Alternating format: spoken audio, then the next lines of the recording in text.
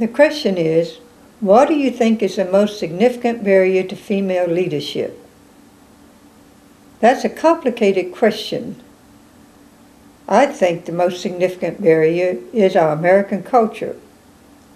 The best way to lead is by serving, but you must be careful about what you mean by serving.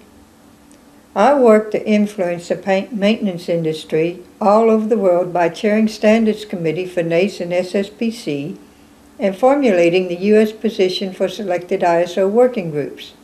I've testified before the National Research Council and served on the Water Jet Technology Association Board of Directors and as a district governor for Rotary International. It's all volunteer work in search of global well-being. The barrier is an unseen, small stereotypes which persist in the American culture. We have a strongly patriarchal culture here. Nothing is said overtly, but there's still the good old boy exclusive network.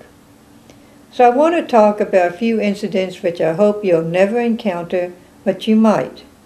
I want to talk about experience and wisdom. I wasn't part of the feminist movement when I was younger, yet I have become more troubled about gender inequity as I've grown older because I thought that the pipeline of young professionals would take care of the problem. Just consider, at this moment in time, winter 2015-2016, the USA has multiple candidates in the presidential election process. The rhetoric concerning women is negative. When a Republican female candidate went on a rant, it killed her chances. When a Republican male candidate went on a rant against women, it raised its numbers. The culture is changing slowly.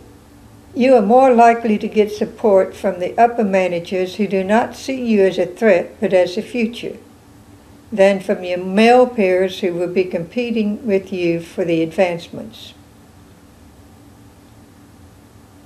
That's why you need to build an inclusive, not exclusive, network, both in your workplace and larger social world. Let me give you a personal example which I hope is long past. As I was graduating with my Doctor of Philosophy in Chemistry in 1972, my cousin hosted a party in Austin. My major professor and his wife were there, as well as other recent graduates.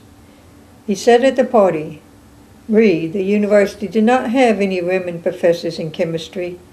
We hired some during World War II and it didn't work out. His wife, who was the more brilliant of the couple, was a research associate in the Clayton Biochemical Foundation. All the female faculty chemists were in the same department, the Home Economics Department. This practice changed when one of those female chemists, Lorraine Rogers, who'd been relegated to the Home Economics Department, became the president of the university. Lorraine saw that the old stereotypes were swept away. This doesn't happen very often. And Lorraine Rogers is described as the first woman in the United States to lead a public university.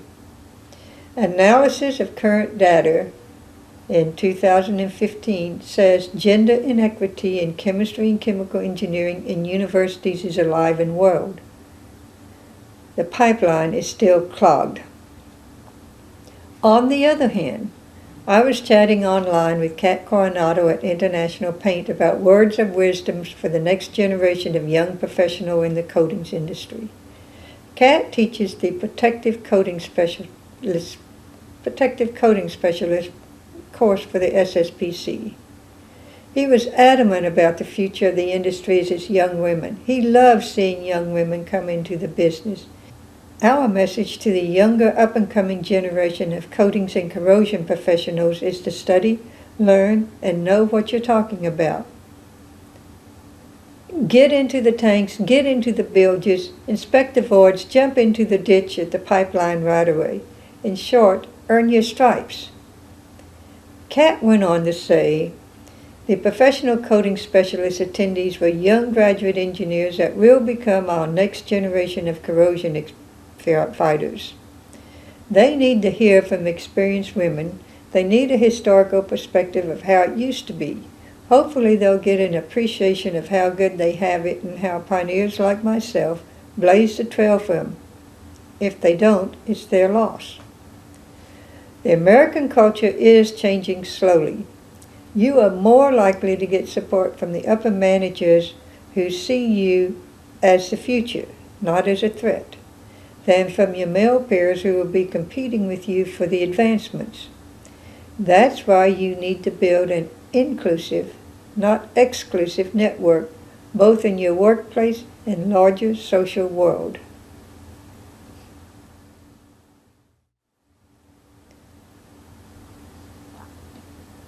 I'd like to talk about my experience as a woman in the chemistry department in the 1960s. Iota Sigma Pi was the chemical fraternity for women chemists. Every graduate and undergraduate chemist, including the one chemical engineering students, were members. Once a year, we would take the chemistry library and hijack it and hold high tea. We would go to all the faculty members, which include Lorraine Rogers, and borrow their punch bowls and their silver and their linen tablecloths and hold high tea in the chemistry library. We'd make, of course, the punch with sherbet and ginger ale, because punch always was sherbet and ginger ale, and have cakes and cookies.